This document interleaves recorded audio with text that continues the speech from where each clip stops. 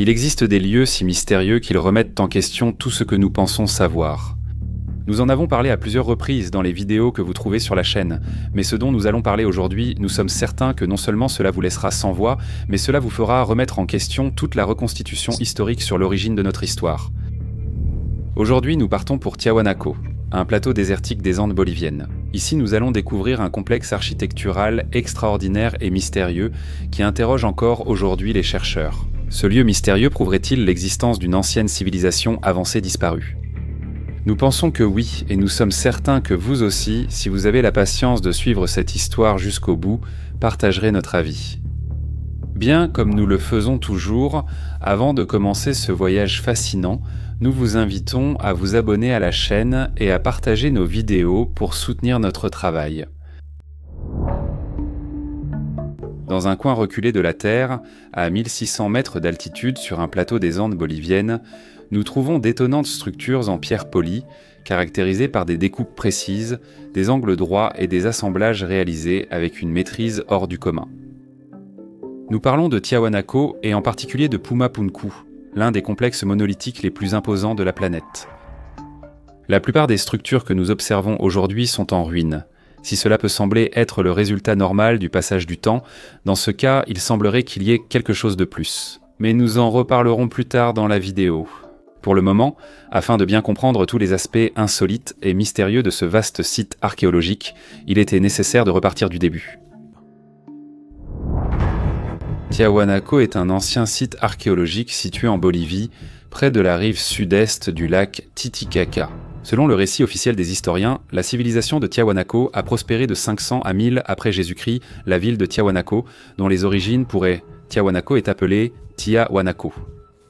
La ville de Tiahuanaco est célèbre pour être l'un des centres cérémoniels les plus importants de la civilisation pré-Inca, et elle représente l'une des cultures les plus significatives de l'Amérique précolombienne. En 1200, la civilisation de Tiahuanaco disparaît mystérieusement de la région. La plupart des archéologues s'accordent à dire que cela était dû à des changements climatiques drastiques.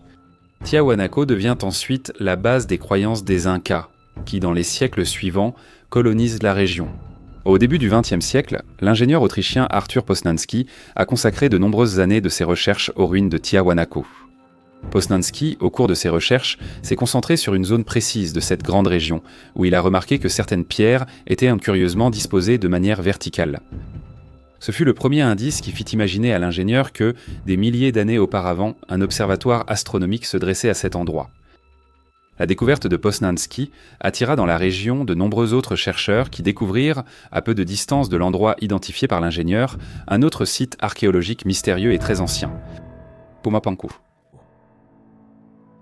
En Aymara, Pumapunku signifie la porte du Puma.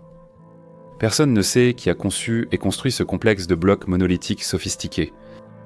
Les chercheurs ont longtemps étudié les ruines, mais ils ne sont arrivés à aucune conclusion.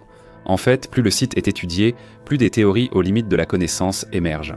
Les monolithes de Pumapunku sont faits de granit et de diorite. La diorite est une roche extrêmement dure, tellement dure qu'aujourd'hui, pour la travailler, nous utilisons des forêts diamantées. Mais cela ne semble pas avoir inquiété les anciens bâtisseurs, qui ont façonné la roche avec une précision incroyable. En effet, nous pouvons observer des angles droits parfaits, un polissage incroyablement lisse et des formes circulaires qui semblent réalisées avec les outils modernes dont nous disposons aujourd'hui. Imaginer que tout cela ait été fait avec des outils primitifs apparaît aujourd'hui comme une énigme inexplicable.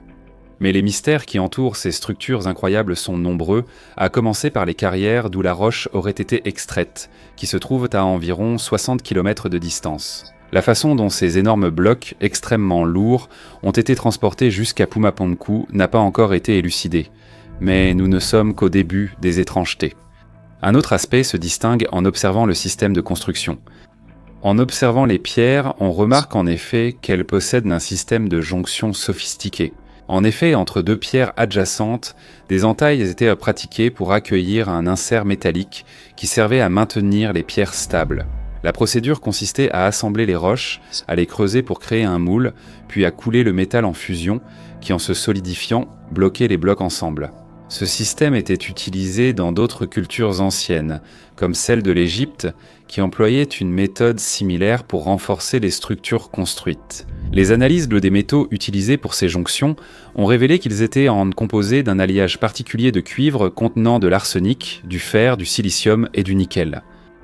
Cela représente un mystère étant donné que le nickel n'est pas présent en Bolivie. À cela s'ajoute un autre détail non négligeable. Des traces de platine et d'aluminium ont aussi été détectées dans les fixations. Nous savons que le platine fond à une température très élevée, environ 1800 degrés, ce qui en fait un matériau non seulement précieux, mais aussi idéal pour les procédés industriels. Sur cette chaîne, je vais en profondeur sur des sujets difficiles à expliquer, et plus on creuse, plus il devient difficile de savoir ce qui est vraiment réel. C'est pareil avec notre argent. La bourse est complexe et difficile à vraiment comprendre. Alors je me suis aussi plongé là-dedans. Et c'est comme ça que j'ai découvert Mintos, une plateforme qui vous permet d'investir dans des prêts et de gagner des rendements de façon plus régulière. Plutôt que de prédire un marché instable, voici quelque chose que vous pouvez vraiment comprendre, contrairement aux mystères que j'aborde sur cette chaîne. Et comme vous venez par ma chaîne, vous pouvez obtenir jusqu'à 350 € de bonus lorsque vous investissez 500 € ou plus. Stable, prévisible, ça se déroule jour après jour. Vous pouvez l'analyser, le filtrer, voir ce qui s'y trouve réellement. Vous n'avez pas à deviner ce qui est réel sur Mintos, c'est réel. Le rendement moyen des prêts est de presque 11%. Mintos fonctionne depuis 2014 avec plus de 600 000 utilisateurs et est réglementé dans l'UE sous MiFID. Y a-t-il une autre forme de vie ailleurs? Nous l'ignorons encore, mais cela, nous le savons. Jusqu'à 350 € de bonus lorsque vous investissez 500 € ou plus. Cliquez sur le lien dans la description ou scannez le code QR. Arrêtez de deviner ce qui est réel. Commencez à utiliser Mintos. Quant à l'aluminium, nous savons qu'il n'a été officiellement découvert qu'en 1800, donc des siècles après la supposée construction de ces structures. Ceux qui ont érigé ces monuments non seulement connaissaient des alliages métalliques que nous n'avons découverts que des siècles plus tard, mais étaient également capables de créer une fonderie de très haut niveau. Et tout cela aurait été réalisé dans un territoire hostile, où il manquait même de bois de chauffage. Donc à ce stade, nous ne pouvons pas nous empêcher de nous demander quand Pumapunku a-t-elle été construite. Comme nous l'avons dit précédemment, Posnanski a découvert que les bâtisseurs de Tiahuanaco avaient reconstruit un gigantesque observatoire astronomique aligné sur le Soleil et les étoiles. Selon ses calculs, le premier jour d'hiver ou d'été, le soleil aurait dû se lever au coin du temple, tandis que le premier jour du printemps, le soleil aurait dû se lever au centre de la porte. Mais aujourd'hui, cela n'est plus correct, car tout semble légèrement décalé. Mais si l'on situe la construction bien avant les estimations officielles, précisément il y a 15 000 ans, tout semble parfaitement correspondre. À cette époque, l'axe terrestre avait une inclinaison différente d'aujourd'hui. Selon les archéologues orthodoxes, ce décalage n'est cependant pas significatif. Ce ne serait en fait que le résultat d'une erreur de construction. Mais cette solution au problème semble toutefois un peu précipitée, surtout si l'on observe une image particulière représentée sur la porte du soleil. Ici en effet, nous voyons représenter un animal à l'apparence inhabituelle, un animal qui semble posséder une trompe. Cette image ne peut représenter que deux choses. Dans le premier cas, un éléphant, un animal qui n'était pas présent en Amérique du Sud, mais en Afrique. Et cela devrait amener à se demander comment ce peuple primitif pouvait le connaître. Dans le second cas, cela pourrait représenter un Cuvieronius, un type d'éléphant préhistorique qui vivait en Amérique latine, mais qui s'est éteint il y a 12 000 ans. Mais comme nous l'avons vu, pour l'archéologie officielle, le complexe remonterait à 500 après Jésus-Christ ou au maximum à 1500 avant Jésus-Christ. Cette estimation a été obtenue grâce à l'analyse au carbone 14 effectuée sur certains restes organiques trouvés sur le site. Mais certains contestent cette datation et estiment le site bien plus ancien. Trouver des éléments organiques de cette période peut ne pas signifier grand-chose. Comme nous le savons, le site a été colonisé par plusieurs civilisations qui se sont succédées pour le construire. Il existe des avis divergents sur la datation du complexe archéologique, et comme nous le savons, nous ne pouvons pas dater la pierre et donc établir le moment exact où les monolithes ont été érigés. Cependant, nous pouvons essayer une méthode moins orthodoxe pour comprendre l'origine de ces incroyables artefacts. En effet, nous pouvons demander aux populations locales ce qu'elles savent sur l'origine de ces structures. Les premiers à se poser cette question furent les explorateurs espagnols des XVIe, XIIe et XVIIe siècles. Émerveillés par l'œuvre devant eux, ils demandèrent aux habitants qui avaient construit ces structures, et ceux-ci répondirent aussitôt que ni eux ni leurs pères ne les avaient édifiées. Tout cela était le fruit du travail des dieux. En particulier, les témoignages attribués sans le site à Viracocha, le dieu créateur, celui qui créa le peuple ancestral dont descendent toutes les races. Viracocha est l'une des divinités les plus importantes et vénérées dans la culture pré-inca. Il est considéré comme le créateur du ciel et de la terre, et on raconte qu'un jour, il arriva de l'océan à bord d'un navire sans rame. Viracocha a aussi une autre particularité. Il est représenté comme un homme âgé avec une barbe, une caractéristique physique inhabituelle pour les divinités des cultures amérindiennes, étant donné que les indigènes d'Amérique du Sud ne portent pas de barbe. Et cela correspond davantage à une caractéristique physique des hommes européens que sud-américains. Certains ont émis l'hypothèse que la représentation de Viracocha pourrait avoir été influencée par l'arrivée des Européens. Mais si l'on observe certaines statues attribuées à la divinité et que l'on trouve également à Pumapunku, on remarque que celles-ci semblent aussi avoir une barbe. Cela contredirait totalement cette hypothèse, car ces statues ont été érigées de nombreuses années avant l'arrivée des Européens sur le continent américain. Qui est donc cette divinité qui vient de la mer et qui présente des caractéristiques physiques différentes de celles des populations indigènes sud-américaines? Ceci est un autre mystère difficile à résoudre, mais un indice pourrait provenir d'une inscription énigmatique. Dans les années 60, sur un terrain près du lac Titicaca, on a trouvé un vase portant à l'intérieur des inscriptions cryptiques.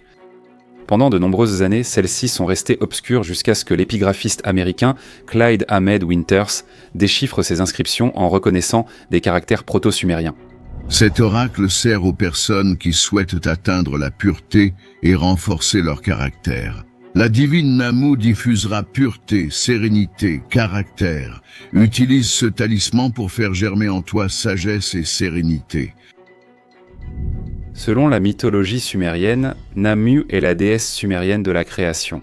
Dans le mythe de la création babylonienne Enuma Elish, basé sur un mythe sumérien antérieur, Namu est la déesse primordiale de la mer qui donna naissance au paradis, à la terre et aux premiers dieux.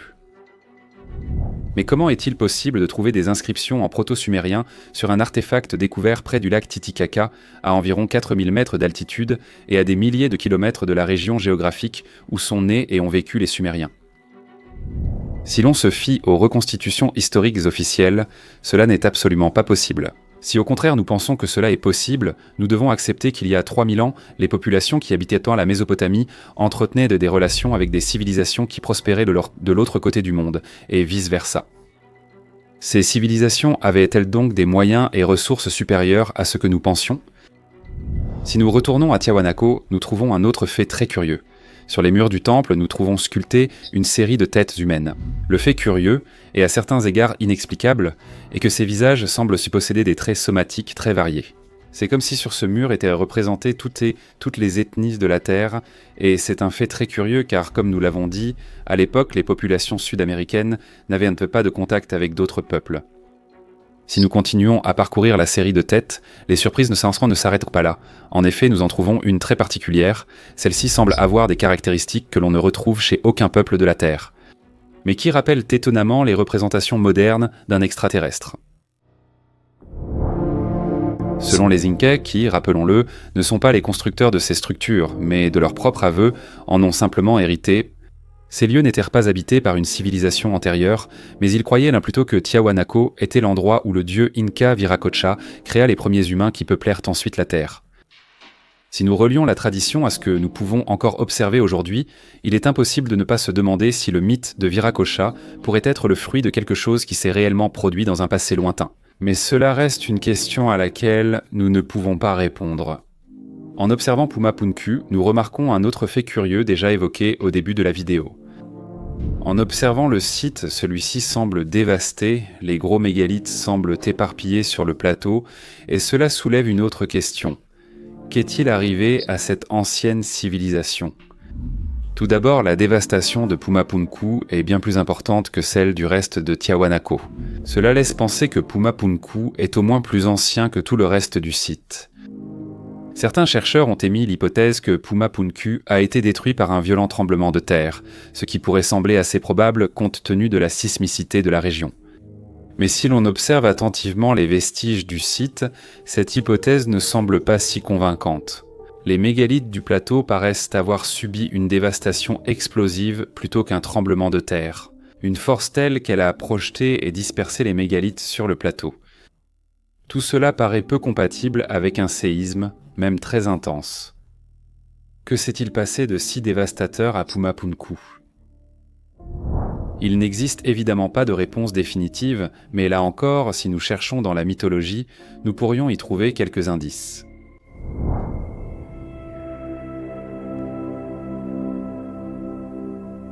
En effet, les Incas pensaient qu'un grand déluge, connu sous le nom de Unu Pachacuti, ce qui signifie cataclysme d'eau, avait eu lieu dans le passé. Cet événement mythique était considéré comme une purification du monde par les dieux, en particulier par Viracocha. Après la destruction, Viracocha aurait ensuite recréé le monde, donnant naissance à l'humanité et établissant l'ordre du cosmos. Ce récit n'est pas nouveau dans la mythologie des civilisations anciennes.